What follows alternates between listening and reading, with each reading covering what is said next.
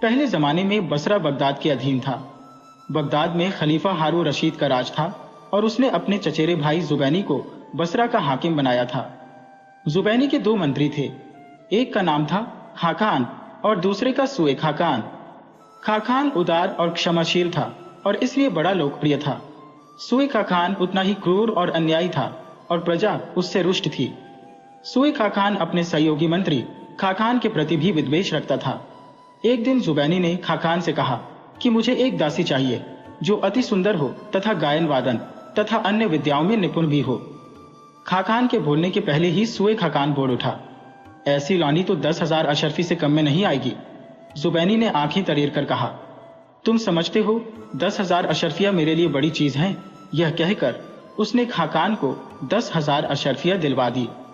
खाकान ने घर आकर दलालों को बुलाया और उनसे कहा कि तुम जुबैनी के लिए अति सुंदर और सारी विद्याओं कलाओं में निपुण एक दासी तलाश करो, चाहे जितने मोल की हो। सारे दलाल इच्छित प्रकार की दासी ढूंढने में लग गए। कुछ दिनों बाद एक दलाल खाकान के पास आकर बोला कि एक व्यापारी ऐसी ही दासी लाया है जैसी आपने कहा था।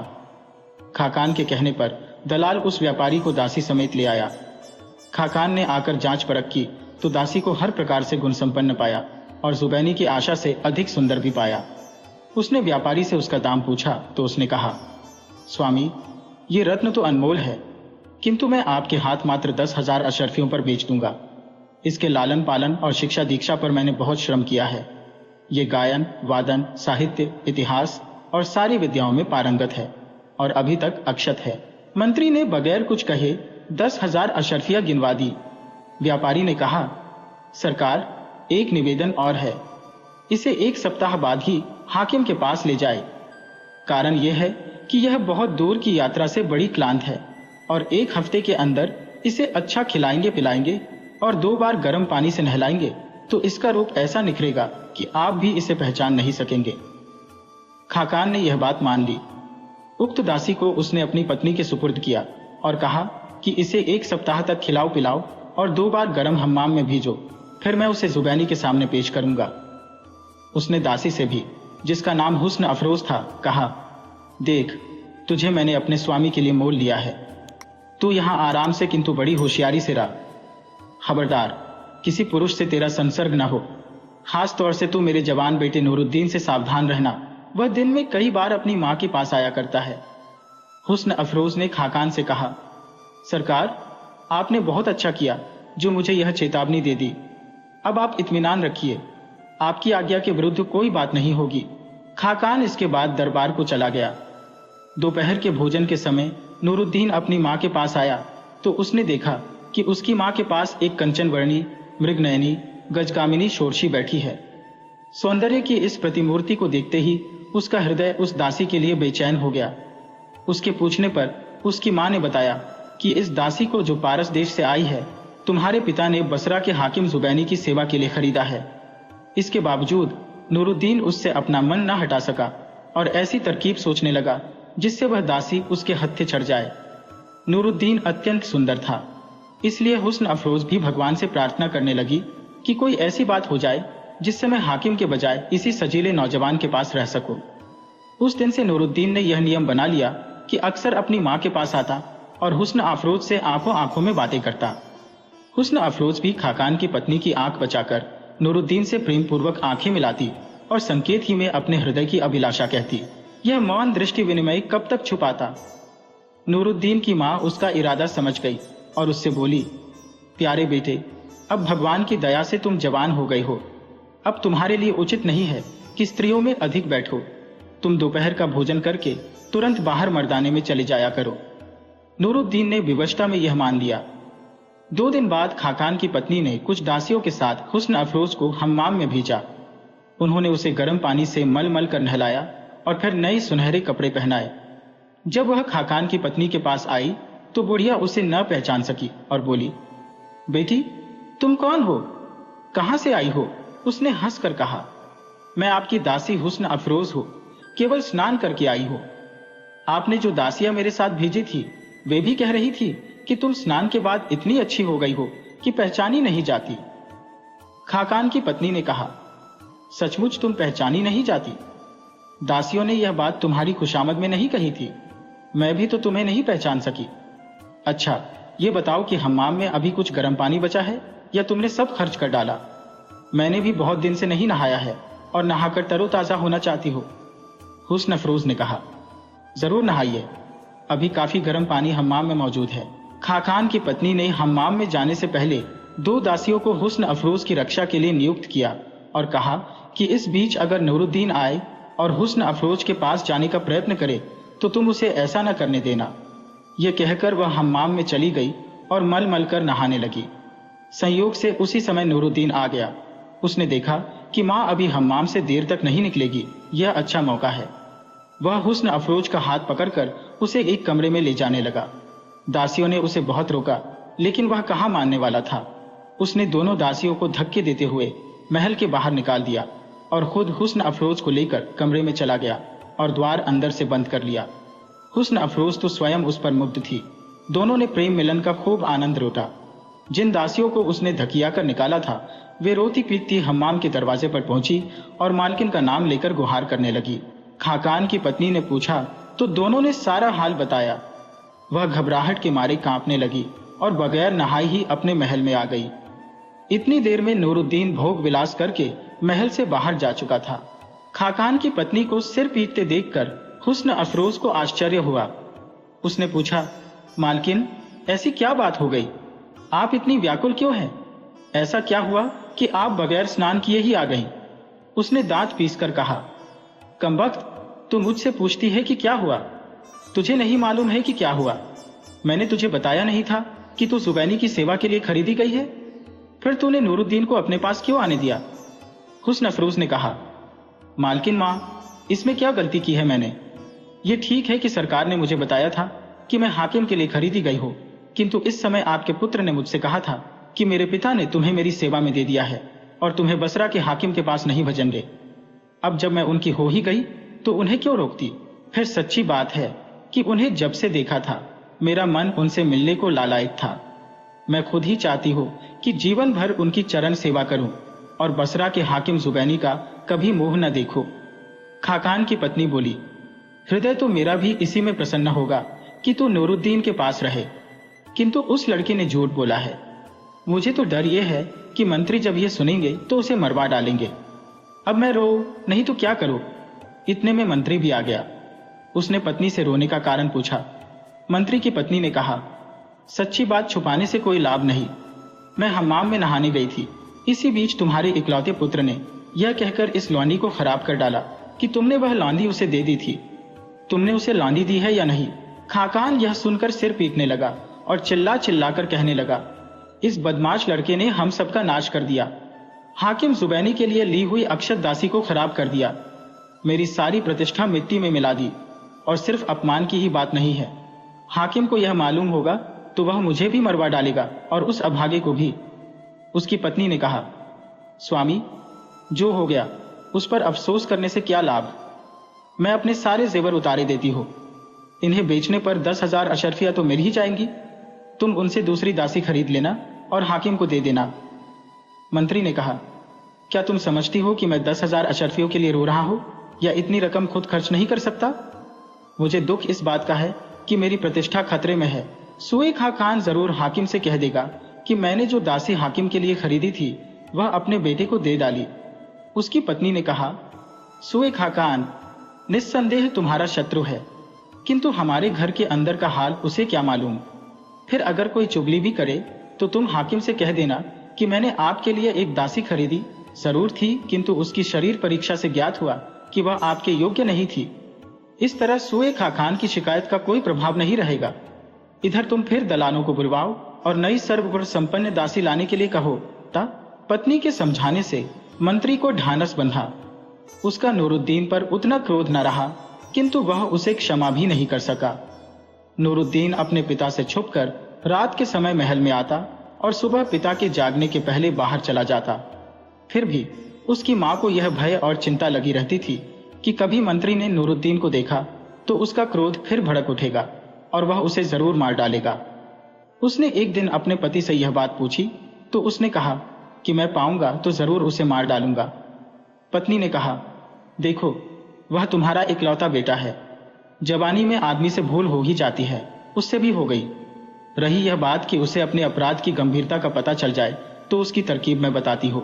तुम उसे पकड़ लेना और मारने के लिए तलवार निकाल लेना, फिर मैं तुम्हारी खुशामद करके उसे छुड़ा लूंगी। मंत्री को यह सुझाव पसंद आया। दूसरे दिन सवेरे पत्नी के इशारे पर मंत्री ने दरवाजे पर जाकर नूरुद्दीन को धर दबोचा और तलवार निकालकर उसे मारने के लिए उठाई।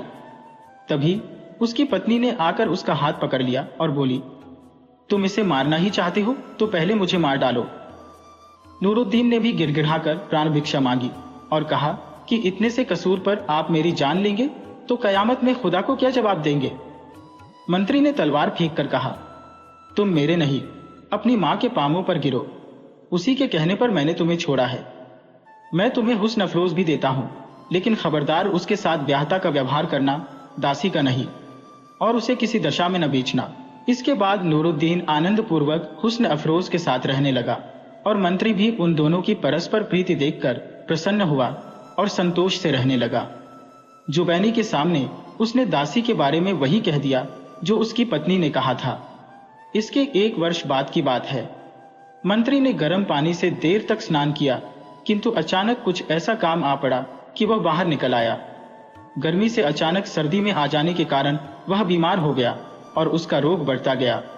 अपना अंत समय निकट देखकर नूरुद्दीन से, जो उसकी परिचर्या के लिए बराबर उसके पास रहता था, कहा, मैंने पहले भी कहा था और अब फिर कहता हूं कि हुस्न अफरोज को प्यार से रखना और उसे कभी बेचना नहीं।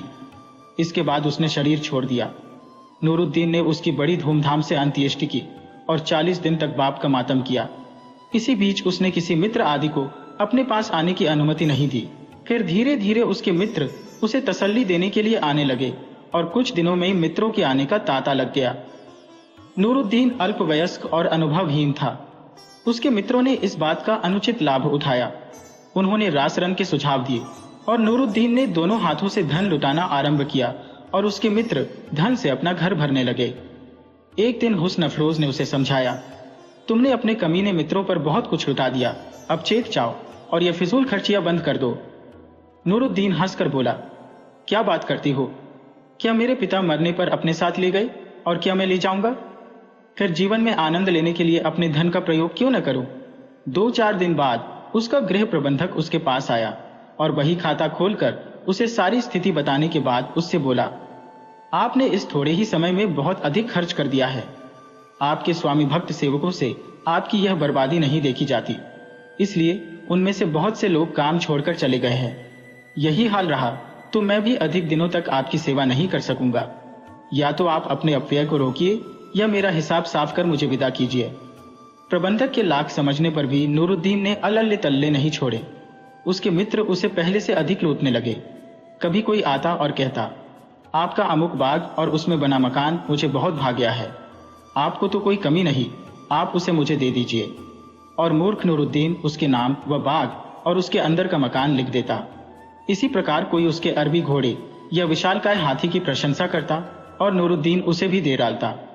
कुछ ही दिनों में यह हाल हो गया कि उसके पास अपने रहने के महल के अलावा और कुछ नहीं रहा। अब उसके मित्र उससे कन्नी काटने लगे। वे उसके पास नहीं आते थे। अकेलेपन से घबराकर वह किसी को बुलाता तो वह न आता, और अगर आता भी तो 2-4 मिनट बैठकर चला जाता। कभी कभी कोई मित्र घर ही से पत्नी की बीमारी का या इसी प्रकार का कोई और कुछ बहाना बना लेता। इसी प्रकार मित्रों की उदासीनता से आश्चर्यान्वित होकर उसने एक दिन हुस्न अफरोज से इस बात का उल्लेख किया। उसने कहा, प्रियवर, मैंने तो पहले ही कहा था कि यह सारे आदमी स्वार्थी हैं। बात मित्रों की उदासीनता तक ही नहीं रही। आमदनी तो कुछ भी नहीं थी। धीरे धीरे घर का सामान और दास दासियां बिक गए। वेतनभोगी सेवक पहले ही चले गए थे। अब घर में खाने को भी कुछ नहीं रहा। 2 दिन तक उपवास हुआ तो तीसरे दिन हुस्न अफरोज आंखों में आंसू भरकर बोली, प्रियतम, अब इसके अलावा कोई रास्ता नहीं है कि तुम मुझे बाजार में बेच दो और जो मिले उससे भाग्य आजमाओ। नूरुद्दीन ने कहा, तुम्हें बेचना तो असंभव है, किंतु मुझे कुछ मित्रों से आशा है, वह इस आड़े समय में मेरी सहायता अवश्य करेंगे। हुस्न अफरोज बोली, यह तुम्हारा ख्याल ही ख्याल है, तुम्हारे मित्रों में कोई भी तुम्हारा हितचिंतक नहीं था। नूरुद्दीन ने कहा, ऐसी बात नहीं है, तुम क्या जानो कि वह लोग कैसे हैं? वह चुप हो रही। नूरुद्दीन सवेरे उठकर एक मित्र के घर कुछ कर्ज मांगने के लिए गया। दरवाजे पर आवाज देने पर एक दासी बाहर निकली। नूरुद्दीन ने उसे अपना नाम बताया। उसने कहा, आप अंदर जाकर बैठे, मैं अभी खबर करती हूँ। उसे बिठाकर दासी ने अपने मालिक से कहा कि नूरुद्दीन आपसे मिलने आए हैं। मालिक ने क्रुद्ध होकर कहा, तुमने उसे अंदर क्यों बिठाया? अब जाकर उससे कह दे मालिक घर पर नहीं है। नूरुद्दीन ने यह वार्तालाप सुन लिया। दासी ने बाहर आकर लज्जित स्वर में मालिक की अनुपस्थिति की बात कही। नूरुद्दीन चुपचाप उठाया। वह मन में सोचने लगा कि यह आदमी तो बड़ा ही दुष्ट निकला। कल तक मेरी प्रशंसा के पुल बांधा करता था, मेरे ही मकान में रहता है और अब मुझसे ही नहीं मिल रहा है। वह एक और मित्र के यहाँ गया जो पहले मित्र से कुछ कम धनवान था। वहां भी उसके साथ वही व्यवहार हुआ। इस तरह एक एक करके अपने 10 मित्रों के घरों पर नूरुद्दीन गया, किंतु किसी मित्र ने उससे बात भी न की। सहायता देना तो दूर की बात थी। वह बेचारा अत्यंत आहत होकर घर आया और अपनी प्रेयसी के सामने फूट पड़ा। आंसू बहाते हुए बोला, कैसी नीच है यह दुनिया। यही लोग कल तक मेरी जूतियां सीधी करने में गर्व का अनुभव करते थे और आज यह हाल है कि मुझसे कोई बात भी नहीं करना चाहता। मेरा हाल तो फलदार वृक्ष जैसा हो गया। जब तक फलों से लदा था सभी आदमी मेरे आसपास घूमा करते थे, अब कोई पास भी नहीं पटकता। हुस्न अफरोज ने कहा, तुम्हें अब यह मालूम हुआ है। मैं तो शुरू ही से उनके रंग ढंग से जानती थी कि वे सब महास्वार्थी हैं। मैं इसीलिए तुम्हें समझाया करती थी कि उनका साथ न करो। खैर, अब पिछली बातों का क्या रोना, अब यह सोचना है कि आगे क्या होगा। अब तो घर में भी कोई ऐसा सामान नहीं है जो बेच सको, और दास दासी तो तुम पहले ही बेच चुके हो। मकान बेच दोगे तो हम लोग रहेंगे कहाँ? इसलिए ऐसा करो कि मुझे दासों की मंडी में ले चलो। तुम्हें याद होगा कि तुम्हारे पिता ने मुझे 10,000 अशर्फियों में खरीदा था। अब मेरा इतना तो मोल नहीं होगा, किंतु इससे आधे को जरूर बिक जाऊंगी। तुम उससे व्यापार करो और जब तुम्हारे पास व्यापार से पैसा आ जाए तो मुझे फिर खरीद लेना। नूरुद्दीन ने रोते हुए कहा, एक तो मैं तुम्हें अपनी जान से ज्यादा चाहता हूं, फिर मैंने पिता को उनके अंत समय में वचन दिया है कि किसी भी दशा में तुम्हें नहीं बेचूंगा। हुस्न अफरोज ने कहा, प्रियतम, तुम ठीक कहते हो। मैं भी तुम्हें अपनी जान से ज्यादा चाहती हूँ, किंतु हमारे धर्म के अनुसार विपत्ति पड़ने पर प्रतिज्ञा तोड़ी भी जा सकती है। जैसी विपत्ति तुम पर है उसमें तुम और क्या कर सकते हो। अब नूरुद्दीन मजबूर होकर हुस्न अफरोज को लेकर बाजार में गया। पुराने दलाल को बुलाकर उसने कहा, कई वर्ष हुए मेरे पिता के हाथ तुमने एक फारस देश की दासी 10,000 अशर्फियों में बेची थी। अब मैं उसे बेचना चाहता हूं, तुम उसके लिए खरीदार देखो। दलाल ने उसकी बात मानकर हुस्न अफरोज को एक मकान में बंद करके बाहर ताला डाल दिया, जैसे बिकने वाले दास दासियों के साथ करते हैं। फिर वह दासों को खरीदने वाले व्यापारियों के पास गया। उन व्यापारियों ने कई देशों तथा यूनान, फ्रांस, अफ्रीका आदि की दासियां मोल ले रखी थी।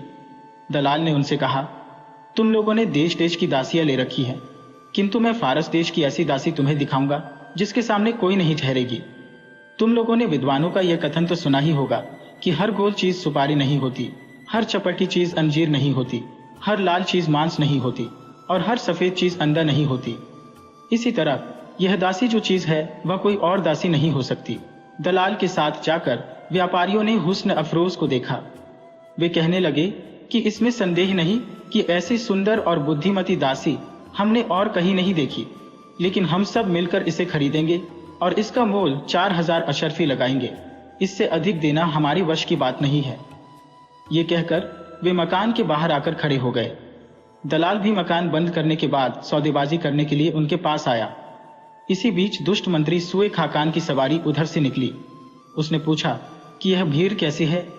दलाल ने कहा कि यह सब एक दासी लेने के लिए आए हैं और उसका मोल 4,000 अशर्फी लगा रहे हैं। सुए खाकान ने कहा, मुझे भी एक अच्छी लौंडी चाहिए, तुम मुझे वह दासी दिखाओ। दलाल ने वजीर को मकान में ले जाकर हुस्न अफरोज को दिखाया। वजीर ने कहा कि मैं 4,000 अशर्फी इसके लिए दूंगा, अगर कोई और इससे अधिक लगाए तो ले जाए। लेकिन इसके साथ ही उसने संकेत ही से सारे व्यापारियों से कह दिया कि खबरदार इसका अधिक मूल्य न लगाना, इसलिए वे चुपचाप खड़े रहे। दलाल ने कहा, मैं इसके मालिक को जाकर बताता हूं कि आपने इसके लिए 4,000 अशर्फियों का दाम लगाया है। अगर वह इस मूल्य पर बेचने को तैयार हो तो आप निस्संदेह दाम देकर इसे अपने घर ले जाएं। इसके बाद दलाल नूरुद्दीन के पास आकर बोला, मुझे खेद है कि आपकी दासी उचित से कम मूल्य पर बिक रही है। मैंने व्यापारियों को उसे दिखाया तो वे उसका 4000 अशर्फी मूल्य देने को तैयार हो गए। मैं इस फिक्र में था कि कुछ देर और प्रतीक्षा करूं, संभव है कोई आदमी उसका 5-6 हजार देने के लिए तैयार हो जाए। उसी समय वजीर सुए खाकान की सवारी निकल रही थी। भीड़ देखकर उसने पूछा कि क्या बात है। यह मालूम होने पर कि एक अच्छी दासी बिक रही है, उसने उसे देखना चाहा और देखने पर उसके लिए 4000 अशर्फिया लगा दी।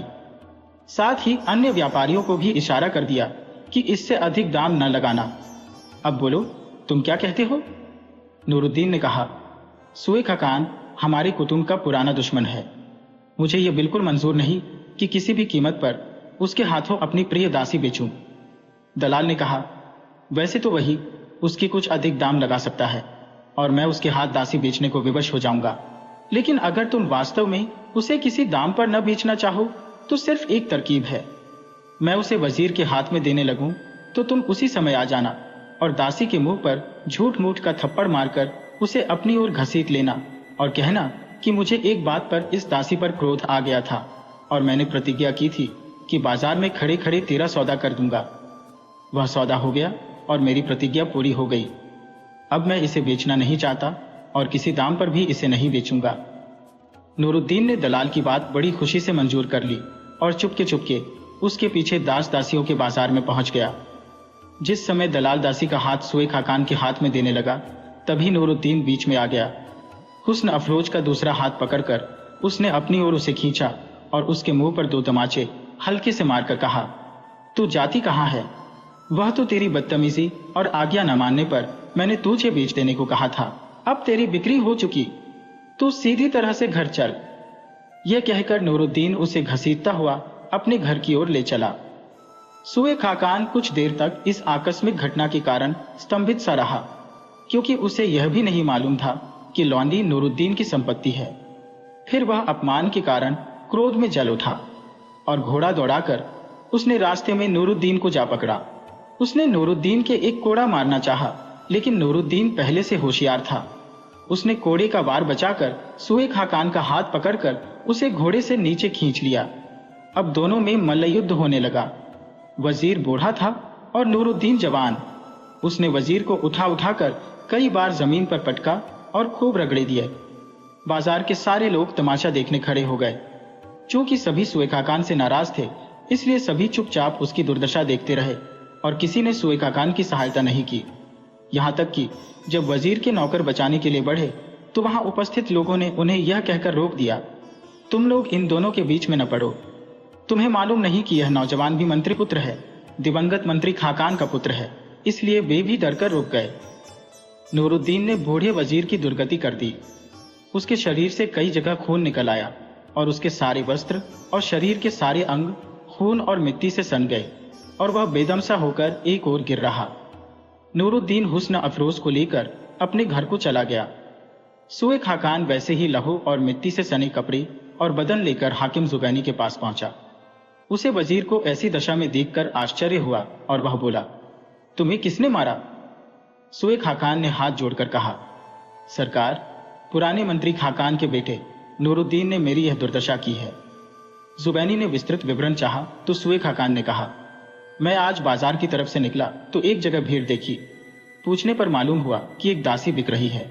मुझे भी गृह कार्य के लिए एक दासी की जरूरत थी, इसलिए मैं भी रुक गया।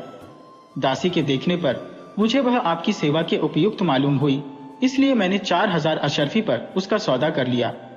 इतने में नूरुद्दीन आ गया और बोला कि मैं अपनी दासी तुम्हारे हाथ नहीं बेचूंगा। मैंने उसे बहुत समझाया कि मैं यह दासी अपने लिए नहीं बल्कि हाकिम के लिए खरीद रहा हूं, लेकिन उसने मेरी एक न सुनी। आपको भी भला बुरा कहा और मुझे मार पीट कर दासी को ले गया। सरकार, आपको याद होगा कि 3-4 बरस पहले आपने खाकान को 10,000 अशर्फिया एक सर्वगुण संपन्न दासी खरीदने के लिए दी थी। उसने इसी धन से यह दासी खरीदकर अपने बेटे को दे दी। तब से वह दासी उसी के पास है। पिता के मरने के बाद नूरुद्दीन ने अपनी सारी संपत्ति भोग विलास में उड़ा दी। अब उसके पास अपने एक मकान और इस लौंडी के अलावा कुछ नहीं है। भोग से तंग आकर वह अपनी उस दासी को बेच रहा था, किंतु मुझसे दुश्मनी होने के कारण उसने मेरे साथ यह किया। हाकिम जुबैनी को पुरानी बात याद आ गई और वह गुस्से में भर गया।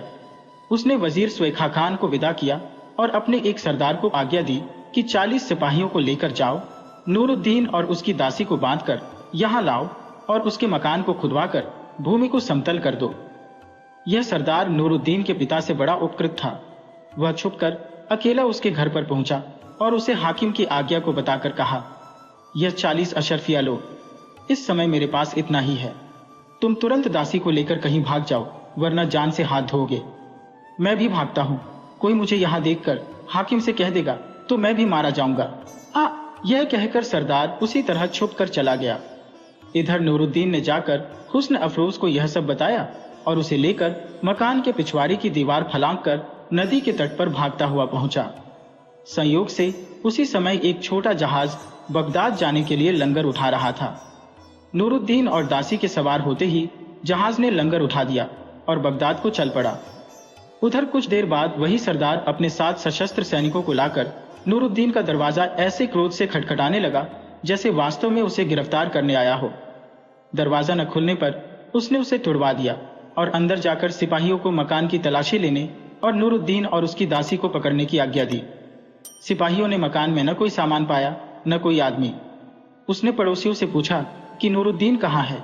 उनमें 2 एक को मालूम था कि वह पिछवाड़े से भाग गया है, किंतु सभी लोग उसे चाहते थे, इसलिए बोले कि हम लोगों को बिल्कुल नहीं मालूम कि वह कहाँ गया। सरदार ने हाकिम से जाकर सारा हाल कहा तो उसने कहा कि उसका घर गिरवाकर समतल कर दो और शहर में मुनादी करवा दो कि जो नूरुद्दीन को पकड़ कर लाएगा उसे 1000 अशरफियों का इनाम मिलेगा, और अगर कोई उसे या उसकी दासी को शरण देगा तो उसे तथा उसके कुटुंबियों को मृत्युदंड दिया जाएगा। अतएव ऐसा ही किया गया। उधर नूरुद्दीन का जहाज बगदाद पहुंचा तो कप्तान ने यात्रियों को समझाया कि यह नगर अद्भुत है। यह क्षण मात्र में गरीब अमीर बन जाता है और अमीर गरीब, इसलिए यह परदेशियों को सावधान रहना जरूरी है।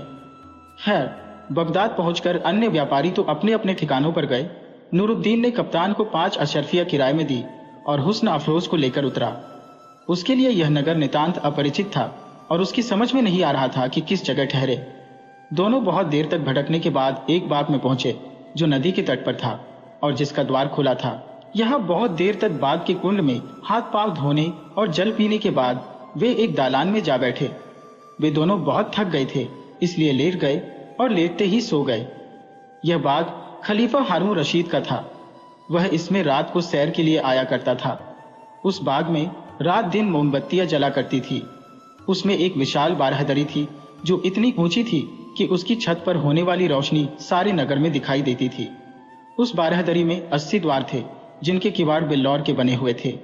बाग के रक्षक का नाम शेख इब्राहिम था। उसकी अनुमति के बगैर कोई आदमी बाग में प्रवेश नहीं कर पाता था। उस दिन वह थोड़ी देर के लिए बाग का दरवाजा खुला छोड़कर बाहर चला गया था। फिर उसे कुछ देर लग गई। संध्या काल निकल आने पर शेख इब्राहिम आया तो देखा कि कुंड के समीप की दालान में 2 व्यक्ति मुंह पर महीन चादरें डाले सो रहे हैं। उसे बड़ा क्रोध आया और उसने इरादा किया कि डंडा उठाकर दोनों को पीटे। फिर यह सोचकर रुक गया कि शायद ये परदेशी हों। बगैर सोचे विचारे इन्हें दंड देना ठीक नहीं है। पहले इनसे पूछो कि ये यहाँ क्यों और कैसे आए। उसने दोनों के मुंह की चादरें हटाई तो देखा कि एक से बढ़कर एक सुंदर स्त्री पुरुष है। उसने नूरुद्दीन का पांव हिलाकर उसे जगाया।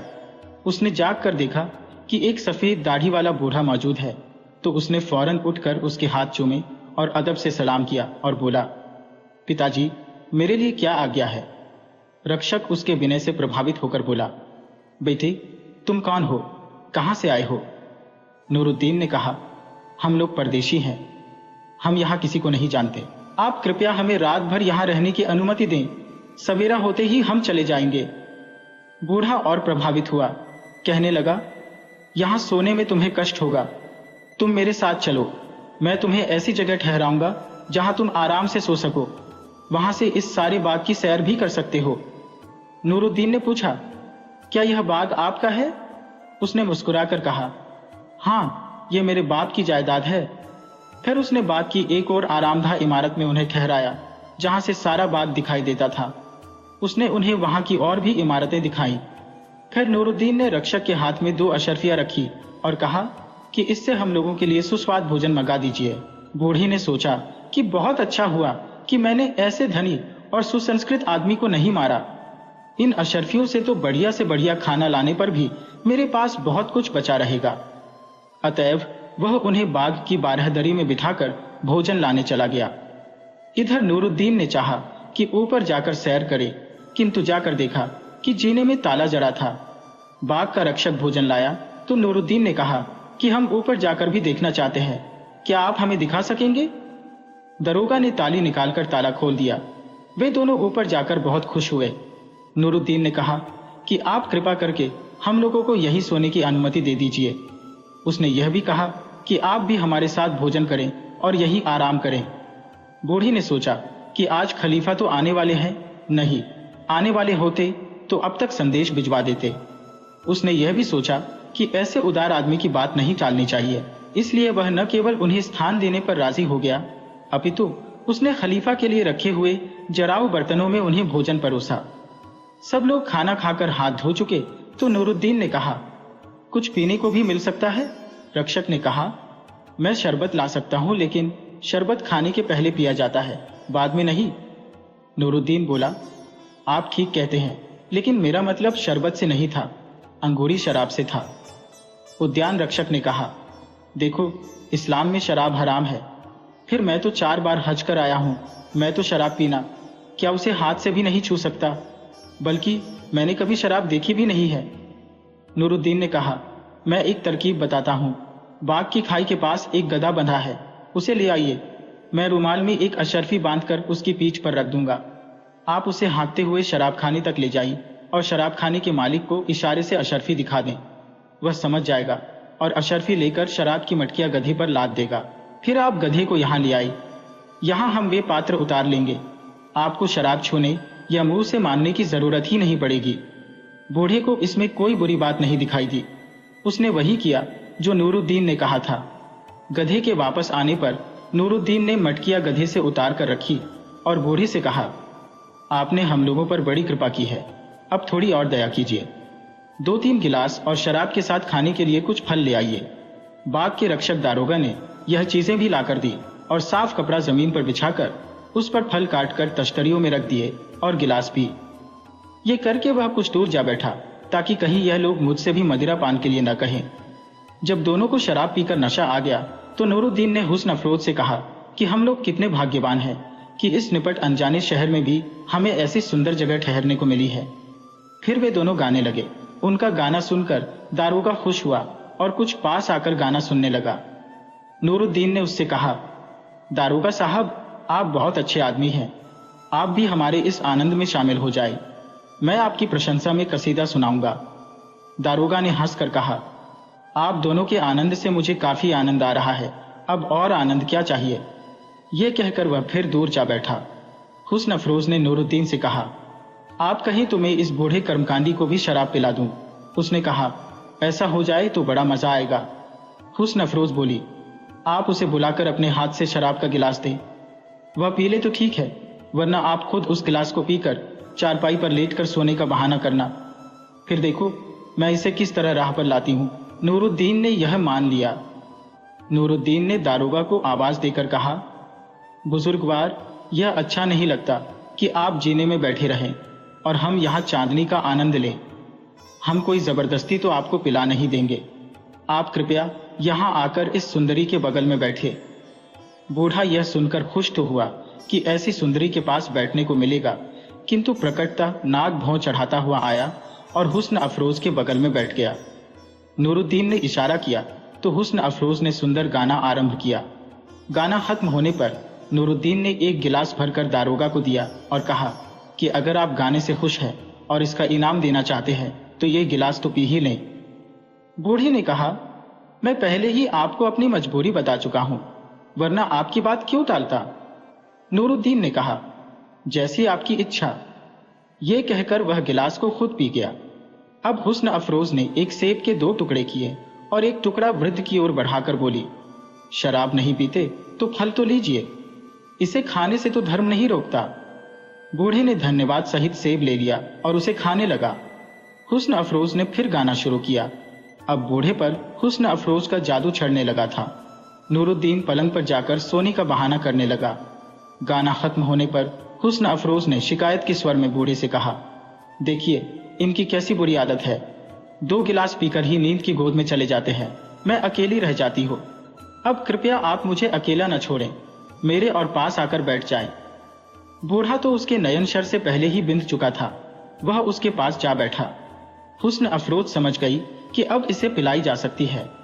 उसने शराब का 1 गिलास भरकर उसकी ओर बढ़ाकर कहा, देखिए आपको मेरे सिर की कसम है, इससे इनकार न कीजिए, इसके पीने से जो पाप आप पर पड़ेगा वह मैं अपने सिर लेती हूँ। ये कहकर उसने हाव भाव के साथ गिलास उसके मुंह से लगा दिया। बूढ़ा उसे पी गया और बचा हुआ आधा सेब भी खा गया। हुस्न अफरोज ने दूसरा गिलास बढ़ाया तो उसने बगैर हिचके पी लिया। इसके बाद उसे नशा चढ़ा तो वह खुद अपने हाथ से भर भर कर कई गिलास पी गया। इतने में नूरुद्दीन भी पलंग से उठकर आया और मुस्कुराकर बोला, बड़े मियाँ, तुम तो बड़े परहेजगार थे, अब क्या हो गया? बूढ़ा ठट्ठाकर हंसा और कहने लगा, मैंने पी कहाँ है, यह तो तुम्हारी साथिन ने जबरदस्ती मुझे पिलाई है। इसी तरह वे लोग हंसी खुशी के साथ आधी रात तक बैठे बैठे मदिरा पान करते रहे। जब दारोगा को काफी नशा चढ़ गया तो हुस्न अफरोज ने कहा कि अब अंधेरा डरावना लगता है, कहो तो क्षमादान, मोमबत्तियों के पात्र जला दूं? बूढ़ी ने कहा, अच्छा यही चाहती हो तो जला लो, लेकिन 2-4 ही जलाना। किंतु हुस्न अफरोज ने वहां के सारे ही क्षमादान जला दिए। बूढ़ा नशे में था और हुस्न अफरोज के सौंदर्य से मस्त भी। उससे हुस्न अफरोज ने पूछा, कहिए तो जीने के क्षमादान भी जला दो, ताकि किसी आने जाने वाले को कष्ट ना हो। बूढ़े ने बगैर समझे बूझे इसकी भी अनुमति दे दी। वह इस समय हुस्न अफरोज की हर बात मानने को तैयार था। खलीफा हारून रशीद उस दिन देर तक राजकाज में लगा रहा था। आधी रात को उसकी इच्छा हुई कि बाग में जाकर थकन मिटाए। महल से उसने देखा तो बाग की बारहदरी के ऊपर प्रकाश पुंज दिखाई दिया, क्योंकि हुस्न अफरोज ने सारे क्षमादान जला दिए थे। उसने अपने मंत्री जाफर से कहा, समझ में नहीं आता, मैं तो यहां हूं, इस बाग की बारहदरी में रोशनी किसने करवाई है? जाफर की समझ में भी कुछ ना आया, लेकिन वह दिल का अच्छा आदमी था। बाग के दारोगा को बचाने के लिए झूठ बोल गया। बाग के दारोगा ने एक मानता मानी थी और कहा था कि यह पूरी होगी तो अपने मित्रों को दावत दूंगा। उसने आज दावत दी होगी। खलीफा को इस बात पर विश्वास न हुआ। उसने खुद भी साधारण नागरिक के वस्त्र पहने और जाफर तथा अपने प्रधान अंगरक्षक मसरूर को भी पहनवाए और उन दोनों को लेकर चुपके से बाग की ओर चला।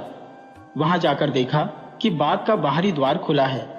उसे दारोगा की असावधानी पर रोष हुआ और वह कहने लगा कि यह दरवाजा क्यों खुला है? जाफर इसका क्या जवाब देता?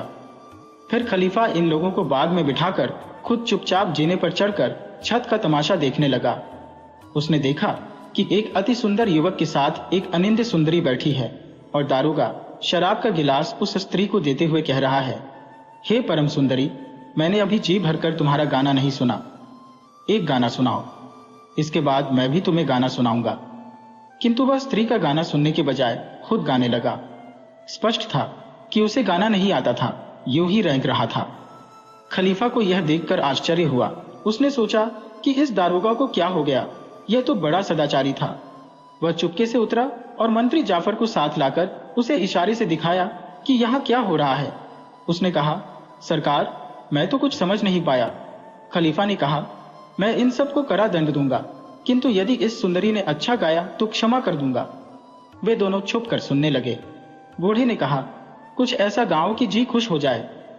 हुस्न अफरोज बोली, यहाँ बांसुरी होती तो मैं वह गाना सुनाती कि तुम भी याद करते। अगर मिल सके तो बांसुरी लाओ। बूढ़ा झूमता हुआ उठा और एक कोठरी खोलकर उसमें से बांसुरी निकाल लाया। हुस्न अफरोज बांसुरी बजाने लगी। खलीफा ने मंत्री से कहा, यह स्त्री तो बड़ी अच्छी बांसुरी बजाती है, इस कारण मैंने इसका अपराध क्षमा किया और उसके कारण उसके साथी को भी। किंतु बूढ़ी की हरकत प्रशासन की बात है और तुम्हारी जिम्मेदारी है, इसलिए तुम जरूर फांसी पाओगे। मंत्री ने कहा, भगवान करता कि वह बुरा बजाती। खलीफा ने कहा, तुम यह बात क्यों कर रहे हो? मंत्री बोला, अगर ऐसा होता तो यह दोनों मारे जाते और इन दोनों के साथ मरने में सुख मिलता। खलीफा इस चतुराई के उत्तर से हंस पड़ा। हुस्न अफरोज ने बार बारी से बांसुरी और गले से वही राग निकाला तो खलीफा लोटपोट हो गया। वह संगीत का अच्छा मर्मज्ञ था। उसने इस डर से कि जीने ही में कहीं उससे वाह वाह न निकल जाए, मंत्री के साथ चुपचाप नीचे उतर आया और बोला, भाई, ये स्त्री तो गाने और बजाने दोनों में अद्वितीय है। हमारा दरबारी गवैया गाने बजाने में विश्वविख्यात है, किंतु इसके सामने वह अनाड़ी बच्चा मालूम होता है। मैं चाहता हूं कि पास से जाकर इसका गायन वादन सुनो, किंतु मेरी समझ में नहीं आ रहा है कि यह बात कैसे हो। मंत्री ने कहा, आपकी बात बिल्कुल ठीक है। अगर आप उन लोगों के सामने गए तो दारोगा आपको इन साधारण वस्त्रों में भी पहचान लेगा और डर के मारे ही मर जाएगा, और यह दोनों भी आपके डर से गाना बजाना भूल जाएंगे। खलीफा ने कुछ सोचकर कहा, तुम मसरूर के साथ बाग में बैठो, मैं बाहर जा रहा हूं, मेरे लौटने तक प्रतीक्षा करो। खलीफा ने बाग से निकलते ही देखा कि एक मछुआरा 4-5 बड़ी बड़ी मछलियां लेकर नदी की ओर से आ रहा है। खलीफा ने उसे रोककर कहा कि मुझे 2 अच्छी मछलियां बेच दो। मछुआरे ने खलीफा को साधारण वस्त्रों में भी पहचान लिया और डर के मारे कांपने लगा। खलीफा ने कहा, तुम डरो नहीं, मैं तुम्हें अच्छा इनाम दूंगा, लेकिन तुम मेरे यह कपड़े पहन लो और अपने कपड़े मुझे दे दो और चुपचाप घर चले जाओ। उसने ऐसा ही किया। खलीफा उसके कपड़े पहनकर 2 बड़ी मछलियां लेकर बाग में आ गया। जाफर और मसरूर उसे इस वेश में देखकर पहचान न सके। मंत्री ने समझा कि यह मछुआरा बेवक्त कुछ इनाम मांगने आया है। उसने झिड़क कर उससे भाग जाने के लिए कहा। इस पर खलीफा खिलखिलाकर हंस पड़ा। अब मंत्री ने गौर से देखा तो उसे पहचान गया और क्षमा मांगने लगा कि आपको पहचान न पाने पर ऐसी भूल हुई। उसने कहा, जब मैं ही इस वेश में आपको पहचान नहीं सका तो और कोई क्या पहचानेगा। अब आप बेधड़क बारहदरी की छत पर जाइए और जी भरकर उस सुंदरी का गाना सुने। खलीफा मछुआरे के वेश में और 2 मछलियां लिए हुए ऊपर गया और दरवाजा खटखटाया। दारोगा ने पूछा, कौन है? खलीफा ने दरवाजा खोलकर बहुत झुककर सलाम किया ताकि पहचाना न जाए। फिर वह बोला, मैं करीम मछुआरा हूं। मैंने सुना है कि आपने अपने मित्रों की दावत की है, इसलिए मैं आपकी सेवा में 2 बहुत ही उत्तम मछलियां लाया हूं ताकि आप मेहमानों को भली भांति संतुष्ट कर सकें। दारोगा ने नशे में खलीफा को बिल्कुल न पहचाना और बोला, तुम मछुआरे हो या चोर, रात में इस तरह घूमते हो? खैर, यहां आओ और दिखाओ कि क्या लाए हो। खलीफा मछलियां ले गया तो हुस्न अफरोज को वे पसंद आई। उसने दारोगा से कहा कि इन्हें भुनवा दीजिए तो मजा आ जाए। दारोगा ने हुक्म दिया, करीम, फौरन बावर्ची खाने में जाओ और यह मछलियां भून लाओ। खलीफा बोला, बहुत अच्छा सरकार। ये कहकर नीचे आया और जाफर और मसरूर से कहा कि इन मछलियों को साफ करके भूनना है। जाफर पाकशास्त्र में निपुण था। चुनांचे तीनों बावर्ची खाने में गए और तेल, मसाला आदि भूनकर मछलियों को साफ करके उन्हें अच्छी तरह प्रकार से भूना। उन्होंने कुछ नींबू भी काटकर मछली के टुकड़ों के साथ थालियों में सजा दिए और उन्हें ऊपर ले गए। उन तीनों ने स्वाद ले लेकर मछलियां खाईं, क्योंकि जाफर ने बहुत स्वादिष्ट मछलियां बनाई थी। हुस्न अफरोज ने कहा, वास्तव में मैंने जीवन में ऐसी स्वादिष्ट मछलियां नहीं खाई थी। नूरुद्दीन को भी मछलियां पसंद आई। फिर हुस्न अफरोज की प्रशंसा से उस पर और असर पड़ा। उसने अशर्फियों की थैली निकाली और मछुआरा बने हुए खलीफा को देकर कहा, देखो भाई, मेरे पास जो कुछ था वह सब मैंने तुम्हें दे डाला। काश तुम मेरे पास पहले आए होते जब मैं वास्तव में इनाम देने की हालत में था, तब तुम देखते कि मैं किस तरह खुश होने पर इनाम दिया करता हूं। अभी जो मिला है उसी से संतोष करो। खलीफा ने थैली खोली तो देखा कि उसमें 24 अशर्फियां हैं। उसे आश्चर्य हुआ कि यह कौन ऐसा मन चला है कि पकी हुई मछलियों के लिए 24 अशर्फियां दिए डाल रहा है। उसने कहा, मालिक, भगवान आपको युगों युगों तक कुशलता पूर्वक और प्रसन्नता पूर्वक रखे। मैंने अपने सारे जीवन में आप जैसा दानवीर नहीं देखा। अब आप नाराज ना हो तो एक निवेदन करो। मैंने आपकी सुंदरी साथिन के पास बांसुरी रखी देखी है। मालूम होता है कि इसे बांसुरी बजाने का शौक है। मुझे भी संगीत सुनना बहुत अच्छा लगता है। आप आज्ञा दें तो मैं भी 2 मिनट बैठकर इनकी वादन कला देख लूं और फिर आप लोगों को आशीर्वाद देता हुआ अपने घर चला जाऊं। नूरुद्दीन उदारता की धुन में तो था ही। उसने हुस्न अफरोज से कहा, चलो इस बेचारे को भी कुछ सुना दो। इसे कहाँ गाना बजाना सुनने को मिलता होगा। हुस्न अफरोज पर भी शराब का नशा खूब चढ़ा था। साथ ही सुस्वादु मछलियां खाकर वह भी बहुत प्रसन्न थी। उसने सोचा कि मैं अपना पूरा कमाल दिखाऊं। उसने बांसुरी उठाई और एक साथ ही बांसुरी और मुंह से एक ही राग इस कौशल के साथ निकाला कि दोनों में एक स्वर का भी अंतर नहीं था। खलीफा ने बहुत प्रशंसा की। फिर उसने खाली बांसुरी पर एक बड़ा कठिन राग निकाला। खलीफा ने जी खोलकर प्रशंसा की। उसने कहा, मालिक, मैंने ऐसी गुणवंती नारी कभी नहीं देखी। इनमें संगीत निपुणता भी है और अमृत जैसा कंठ भी। ऐसा गुणज्ञ संसार भर में कोई ना होगा। आप धन्य हैं कि आपको ऐसी अनिंद सुंदरी और ऐसी गुणवंती साथी मिली है। नूरुद्दीन की आदत थी कि अगर कोई उसकी चीज की बहुत प्रशंसा करता था तो वह चीज उसी को दे देता था। हुस्न अफरोज उसकी दासी थी। उसने कहा, अगर यह नारी तुम्हें ऐसे ही पसंद है तो इसे ले जा सकते हो। मैंने इसे तुम्हें दे डाला। तुम संगीत मर्मज्ञ जान पड़ते हो, इसकी अच्छी कद्र करोगे। हुस्न अफरोज को बड़ी परेशानी हुई कि ऐसे सुंदर मालिक के बजाय मछवाही के साथ रहना पड़ेगा। नूरुद्दीन उठकर चलने लगा था। हुस्न अफरोज ने आंसू भरकर कहा, मालिक, चलते चलते मेरा एक और गीत तो सुनते जाओ। नूरुद्दीन रुक गया। हुस्न अफरोज ने छुपकर आंसू पोंछे और एक सदैर्चित वियोग गीत गाने लगी, जिसका अर्थ यह था कि मुझे अपने पास ही रखो, मछवाहे के हाथ में न दो। नूरुद्दीन ने उसका भाव तो समझ लिया, किंतु वह विवश होकर चुप बैठा रहा। दी हुई चीज के लिए कैसे कहता कि मैं इसे नहीं दूंगा। खलीफा ने आश्चर्य से पूछा, यह स्त्री आपकी दासी है? उसके स्वर में सहानुभूति पाई तो नूरुद्दीन ठंडी सांस भरकर कहने लगा, करीम, तुम इतने पर क्या आश्चर्य करते हो? मेरी पूरी कहानी सुनो तो वास्तव में आश्चर्य में पड़ जाओगे। यह कहकर उसने सारा किस्सा उसे बताया। मछवाहे बने हुए खलीफा ने कहा, अब आप कहां जाएंगे, क्या करेंगे? नूरुद्दीन ने कहा, जो भी भगवान चाहेगा वही होगा। खलीफा ने कहा, आप कहीं न जाइए, वापस बसरा चले जाइए। मैं वहां के हाकिम को एक छोटा सा पत्र लिखे देता हूं, वह जुबैनी को दे देना। इसके बाद तुम्हारे सारे दुख दूर हो जाएंगे। नूरुद्दीन ठठाकर हंस पड़ा। बोला, भाई, तेरा दिमाग तो ठीक है, कहां कहां राजा और कहां रंक। जुबैनी तेरे पत्र पर क्या ध्यान देगा? खलीफा ने कहा, आप जानते नहीं, जुबैनी मेरा बचपन का साथी है। वह कई बार मुझे मंत्री बनाने के लिए बुला चुका है, किंतु मैं उसका एहसान लेने के बजाय पैतृक धंधा करना पसंद करता हूं। नूरुद्दीन इस पर पत्र लेने को तैयार हो गया। खलीफा ने कलम और कागज लेकर इस प्रकार का पत्र लिखा, मैं मेहंदी का पुत्र खलीफा हारून रशीद अपने चचेरे भाई जुबैनी को, जो बसरा का हाकिम है, यह आदेश देता हूं कि इस पत्र को देखते ही मंत्री खाकान के पुत्र नूरुद्दीन को, जिसके हाथों यह पत्र जा रहा है, अपनी जगह बसरा का हाकिम बनाओ और शासन की कुर्सी पर बिठाओ। इस आज्ञा का रंच मात्र भी उल्लंघन नहीं होना चाहिए। यह लिखकर खलीफा ने पत्र बंद किया और जाफर को दिया। उसने चुपचाप खलीफा की मुहर उस पर लगा दी। फिर वह पत्र नूरुद्दीन को दे दिया। यह ज्ञात रहे कि खलीफा जिस समय मछली भूनने गया था, उसी समय उसने मसरूर से कहा था कि मेरे लिए राजमहल से राजसी पोशाक ले आना। वह पोशाक आ गई थी। खलीफा ने यह भी कहा था कि तुम जीने पर प्रतीक्षा करना, और जब मैं जीने के दरवाजे पर हाथ मारूं तो तुम सिपाहियों के साथ पोशाक लेकर छत पर आ जाना।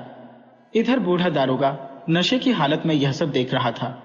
नूरुद्दीन जब पत्र लेकर गया तो हुस्न अफरोज भी उसके पीछे रोती हुई जीने के दरवाजे तक गई और फिर लौट आई। दारोगा ने खलीफा से कहा, करीम, तू 1-2 कौड़ी का मछवाहा है। तेरी 2 मछलियों का मूल्य 2-4 आने से अधिक नहीं। इनके बदले में तूने इतनी अशर्फियां और ऐसी सुंदर और गुणवंती दासी पाई। तू यह सब अकेले हजम नहीं कर सकेगा। इनमें से आधा मुझे दे दे, वरना मैं तुझे बड़ी मुसीबत में फंसा दूंगा। खलीफा ने कहा, मुझे थैली में नहीं मालूम अशर्फिया है या कुछ और।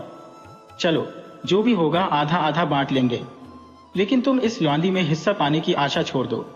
यह मुझे मिली है और मैं इसे अपने पास रखूंगा।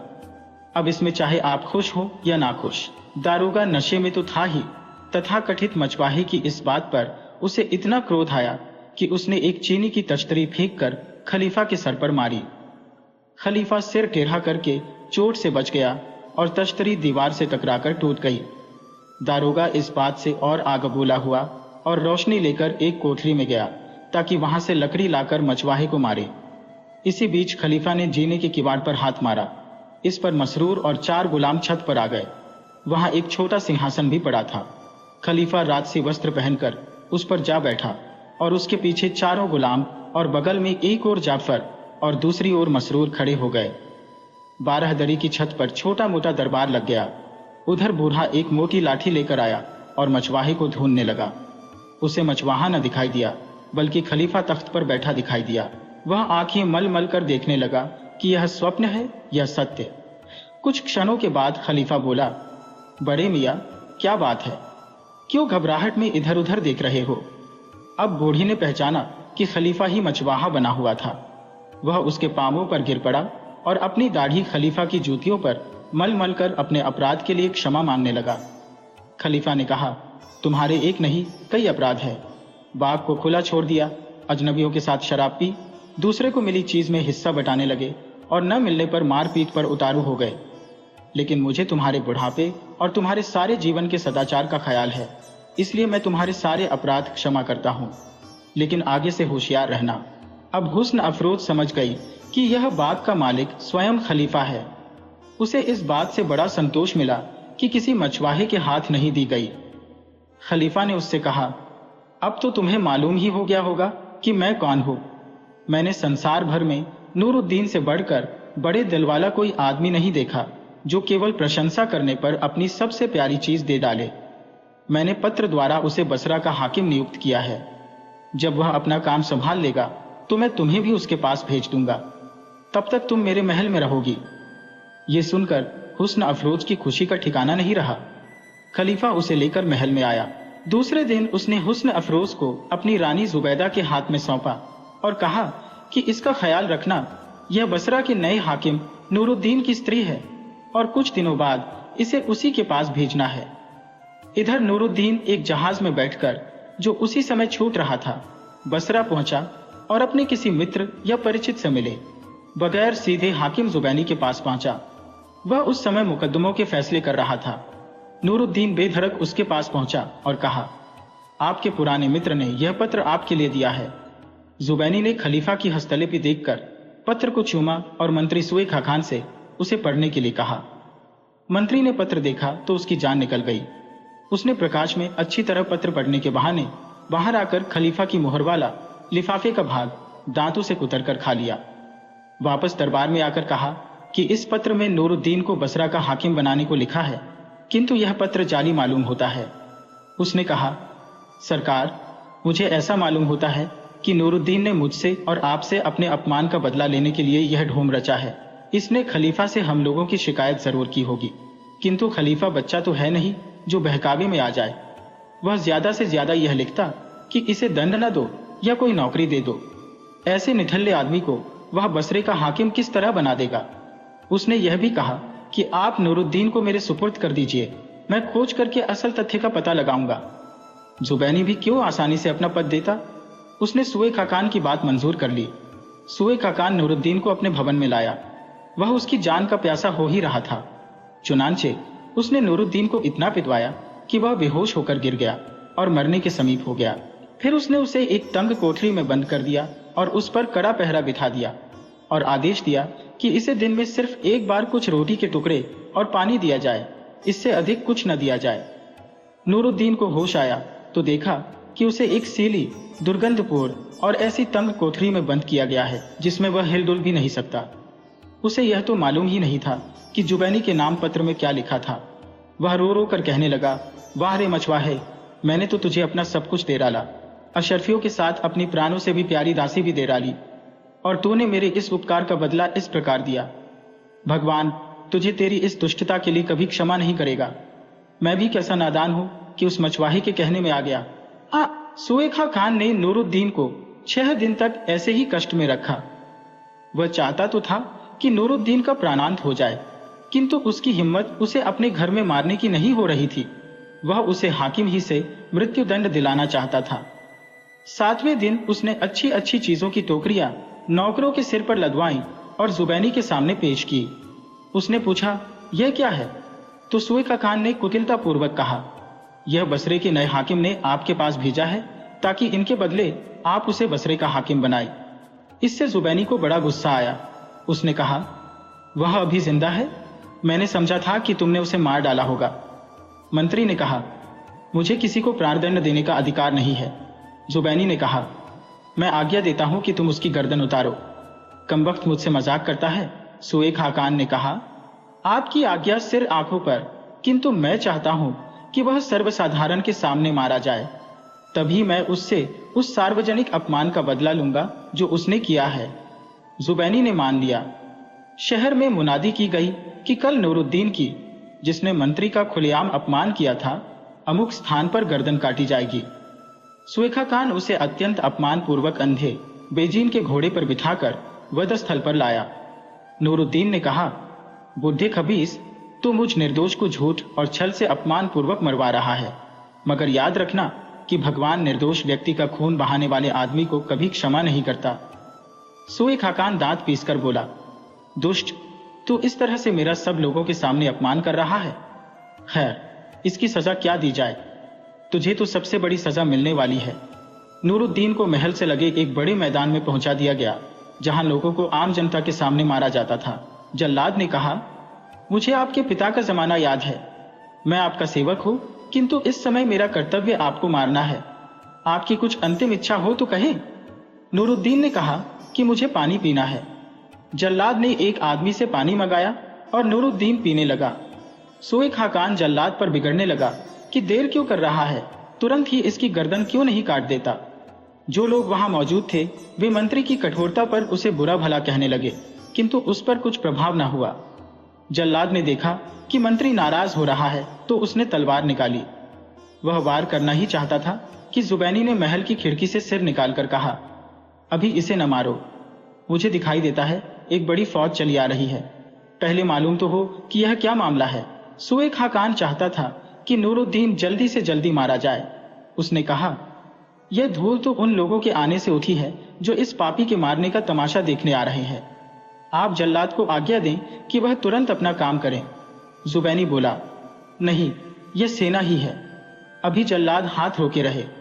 मैं पहले पता तो लगाऊं कि कौन आ रहा है। हुआ यह था कि हुस्न अफरोज को अपनी मलिका के पास भेजकर खलीफा उसके और नूरुद्दीन के बारे में भूल गया था। 2-4 दिन बाद उसने अपने महल में एक दुख भरे गाने की आवाज सुनी। उसे आश्चर्य हुआ कि इतना दुखी होकर कौन गा रहा है। पूछवाया तो सेवकों ने बताया कि यह नूरुद्दीन की दासी है, जिसे आपने आश्रय दिया था। वही नूरुद्दीन के वियोग में विरह गीत गा रही है। मंत्री जाफर को बुलाकर कहा, नूरुद्दीन के मामले में देर नहीं होनी चाहिए। तुम मेरी सनद और हुक्मनामा लेकर फौज के साथ खुद जाओ। अगर सुएखा खान ने दुर्विसंधि करके नूरुद्दीन को मरवा डाला हो तो तुम फौरन उसे मरवा डालना। अगर नूरुद्दीन जिंदा हो तो तुरंत उसे और जुबैनी को मेरे पास ले आओ। मैं इस संबंध में सारे फरमान लिखवा कर देता हूं। नूरुद्दीन के सौभाग्य से जाफर ठीक उसी समय पहुंचा जब जल्लाद नूरुद्दीन को मारने ही वाला था। उसकी सेना नगर में आई तो लोगों ने सत्कार पूर्वक उसे रास्ता दिया। जाफर जुबैनी के दरबार में पहुंचा। जुबैनी उसके सम्मानार्थ अपने तख्त से उतरकर स्वागत के लिए दरवाजे तक आया। जाफर ने पूछा, नूरुद्दीन का क्या हाल है? उसे मरवा तो नहीं डाला? अगर वह जिंदा है तो उसे तुरंत मेरे सामने लाओ। नूरुद्दीन उसी तरह बंधा बंधाया लाया गया। जाफर ने उसकी रस्सी खुलवाई और खलीफा का फरमान दिखाकर सुएखा खान को उसी रस्सी में बंधवाया। जाफर उस दिन तो वहीं ठहरा। दूसरे दिन नूरुद्दीन जुबैनी और बंदी अवस्था में सुएखा खान को लेकर बगदाद की ओर चल पड़ा। वहां पहुंचने पर उसने और जुबैनी ने खलीफा से सारी कहानी कही। खलीफा ने कहा, नूरुद्दीन, तुम पर भगवान की असीम कृपा है। जाफर को पहुंचने में थोड़ी भी देर हो जाती तो तुम मारे जाते। अब तुम अपने इस पुराने दुश्मन को अपने हाथ से मारो। नूरुद्दीन ने खलीफा के सामने की भूमि को चूम कर कहा, सरकार, इसमें संदेह नहीं कि यह मेरा पुराना शत्रु है, किंतु यह इतना बड़ा पापी है कि मैं इसके खून से अपने हाथ रंगना नहीं चाहता। आप मुझे इस बारे में माफी दें। खलीफा ने मुस्कुराकर कहा, तुम सचमुच बड़े सुसंस्कृत आदमी हो। नहीं चाहते तो इसे न मारो। यह कहकर उसने जल्लाद को इशारा किया और जल्लाद ने तुरंत ही सुएखा खान का सिर उसके धड़ से अलग कर दिया। नूरुद्दीन को बसरा का हाकिम बनाने की बात पर वह बोला, सरकार, आपकी बड़ी कृपा है, किंतु मैं उस मनहूस शहर में नहीं जाना चाहता। मुझे अपने चरणों ही में रहने की अनुमति दीजिए। खलीफा ने उसकी बात मान ली। उसे एक बड़ी जागीर और विशाल भवन देकर अपना दरबारी बना लिया और हुस्न अफरोज को उसे दे दिया। खलीफा जुबैनी से भी नाराज था कि उसने पहली आज्ञा क्यों नहीं मानी, किंतु जाफर ने उसकी सिफारिश की कि इसी ने अंत समय में नूरुद्दीन की हत्या रुकवाई। अतएव खलीफा ने उसका पद उसे वापस दे दिया और शहजाद ने अगली कहानी आरंभ कर दी। वीडियो अच्छी लगी हो तो इसे लाइक करें और ऐसी ही मज़ेदार कहानियों के लिए चैनल को सब्सक्राइब करें और बेल आइकन दबाएं। ज़्यादा से ज़्यादा अपने दोस्तों को शेयर करें। धन्यवाद।